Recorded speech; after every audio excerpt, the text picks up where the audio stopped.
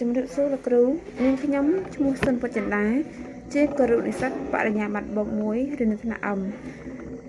សូមជូនវីដេអូស្វ័យសិក្សាតកតងនឹងការវិតម្លៃតំណែងដែលផ្អែកលើការវិតម្លៃបញ្ចប់តើអ្វីជាការវិតម្លៃតំណែងដែលផ្អែកលើការវិតម្លៃបញ្ចប់ការវិតម្លៃតំណែងដែលផ្អែកលើការវិតម្លៃបញ្ចប់គឺជាវិធីវិតម្លៃដែលគ្រូយកលទ្ធផលពីការវិតម្លៃបញ្ចប់មកវិភាគហើយប្រើវាជាមូលដ្ឋានក្នុងការរៀបចំការបង្រៀនជាបន្តបន្ទាប់ដើម្បីកែលម្អយុទ្ធសាស្ត្របង្រៀនក្នុងការជួយសិស្សអភិវឌ្ឍនៅចំណុចខ្វះខាតវាមិនមែនជាការវិតម្លៃដែលប្រើដើម្បីដាក់បន្ទុកតែប៉ុណ្ណោះទេប៉ុន្តែវាជាការវិតម្លៃដើម្បីអភិវឌ្ឍការរៀនរបស់សិស្ស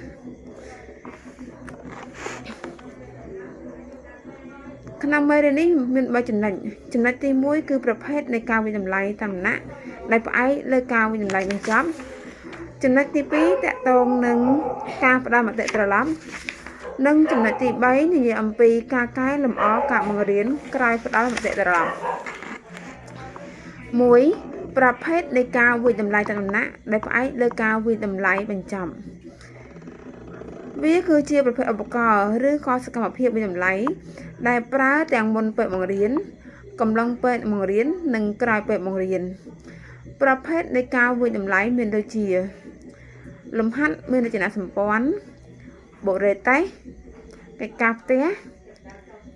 ការងារធ្វើក្នុងថ្នាក់សំណួរខ្លីៗនិងតេស្តការវិតម្លៃតាមស្តង់ដារការវិតម្លៃចុងឆ្នាំនិងឧបករណ៍ Digital តកតងនឹងលំហាត់ដែលមានរចនាសម្ព័ន្ធគឺជាប្រភេទលំហាត់ដែលមិនធ្វើឲ្យសិស្សធុញទ្រាន់ដូចជាសរសេរអំពីថ្ងៃឈប់សម្រាកល្បែង Digital ឬបទបង្ហាញផ្ទាល់មាត់ជាដើមរីឯបុរេតេស្តវិញគឺជាប្រភេទតេស្តដែលផ្ដល់ព័ត៌មានពីអ្វីដែលសិស្សដឹងនិងមិនដឹងឬក៏ពីអ្វីដែលពួកគេអាចធ្វើបានឬក៏មិនអាចធ្វើបានកិច្ចការផ្ទះជាប្រភេទតេស្តដែលផ្ដល់ឲ្យសិស្សដើម្បីអនុវត្តបន្ថែមលើចំណេះដឹងនិងជំនាញដែលគេបានរៀនហើយ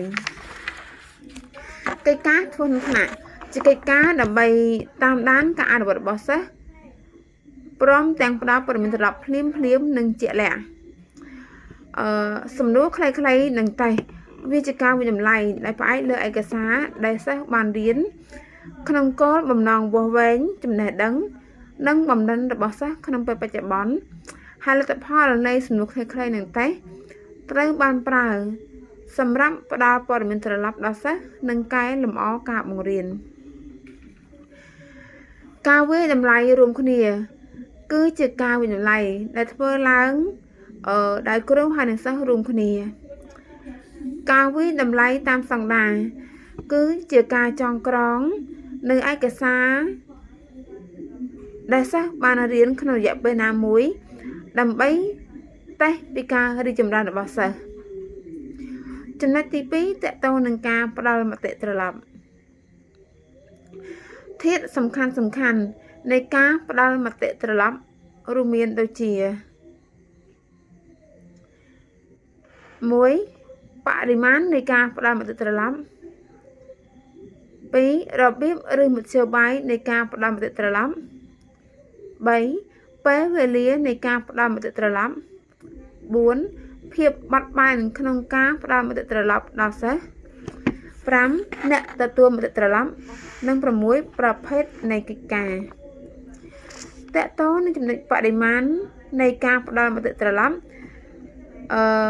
ចំពោះចំណុចនេះការផ្ដល់មតិត្រឡប់គួរតែគ្រប់គ្រាន់និងចំគោលដៅមិនច្រើនពេកដែលវាអាចធ្វើឲ្យសិស្សមានការភ័ន្តច្រឡំឬក៏ច្បូកច្បល់និងមិនតិចពេករបៀបនិងមធ្យោបាយនៃការផ្ដល់មតិត្រឡប់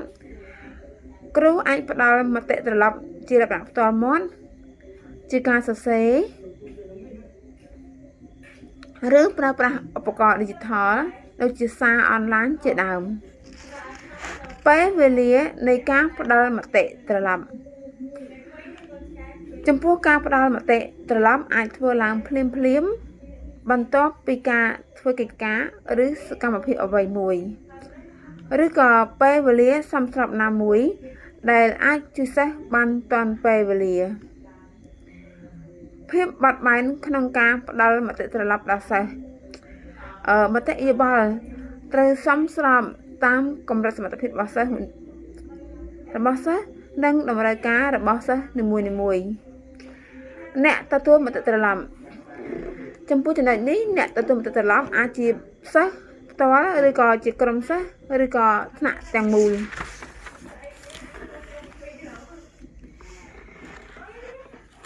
ប្រភេទនៃកិច្ចការចំពោះការផ្ដល់មតិត្រឡប់ត្រូវស្របតាមប្រភេទនៃកិច្ចការដូចជាលំហាត់អនុវត្តសំណេរការធ្វើបទបង្ហាញជាដើមជារួមការផ្ដល់មតិត្រឡប់ដែលល្អត្រូវមានបរិមាណសមរម្យទាន់ពេលវេលាបត់បែនតាមប្រភេទសិស្ស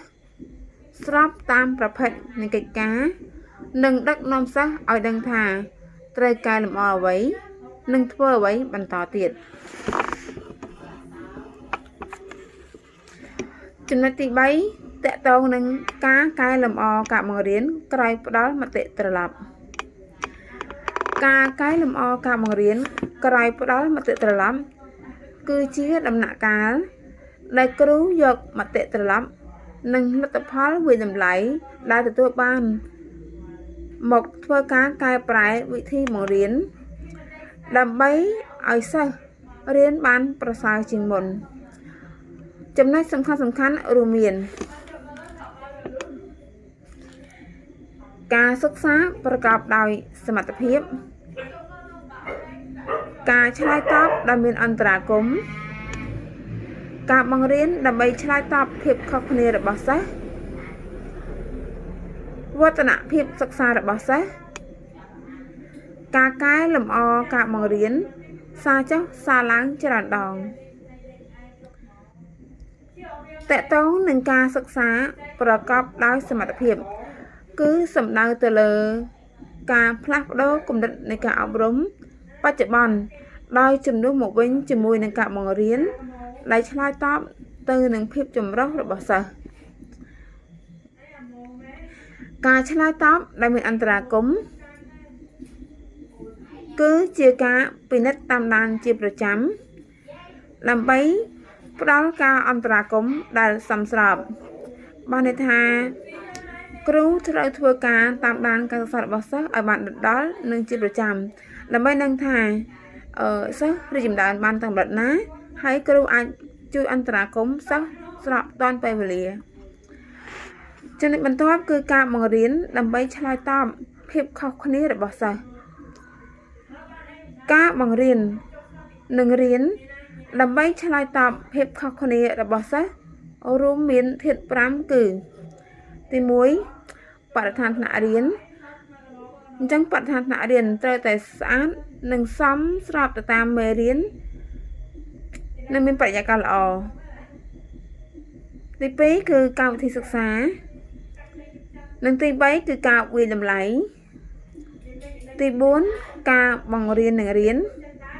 និងទី5ការគ្រប់គ្រងសិស្សក្នុងថ្នាក់តើតើនេះចំណុចគ្រប់គ្រងសិស្សក្នុងថ្នាក់គឺសំខាន់បំផុតព្រោះដោយសារកាលណាគ្រូគ្រប់គ្រងសកម្មភាពសិស្សក្នុងថ្នាក់បានល្អការបង្រៀននិងរៀននឹងធ្វើទៅយ៉ាងរលូននិងមានប្រសិទ្ធភាពចំណុចបន្តទៅនឹងវឌ្ឍនភាពសិក្សារបស់សិស្សវឌ្ឍនភាពសិក្សារបស់សិស្សគឺជាផែនទីដើម្បីដឹងពីព័ត៌មានដែលត្រូវប្រមូលពីការយល់ដឹងរបស់សិស្សនិងឆ្លើយតបជាមួយនឹងការកែលម្អការបង្រៀនដែលចាំបាច់ការកែលម្អការបង្រៀនសារចុះសារឡើងច្រើនដងចំពោះចំណុចនេះដើម្បីកែលម្អការបង្រៀនគ្រូអាចឲ្យសិស្សអានបន្ថែមអាចបង្រៀនសិស្សជាបុគ្គលឲ្យពួកគាត់ធ្វើការងារជាក្រុមតូចៗឬការងារជាគំរូអាចសួរសំណួរផ្ទាល់មាត់ម្នាក់ម្ដងអាចពន្យល់មេរៀនឡើងវិញអាចឲ្យជាសន្និកិច្ចការ អាចឲ្យមិត្តភក្តិជួយបង្រៀនឬក៏អាចរករកតាមអ៊ីនធឺណិតជាដើមដោយនេះតើតើនឹងការកែលម្អការបង្រៀនក្រែងផ្ដាំត្រឡប់គឺសំខាន់សម្រាប់សិស្សហើយជួយឲ្យសិស្សមានការរីកចម្រើនបានច្រើនចាសសូមអរគុណ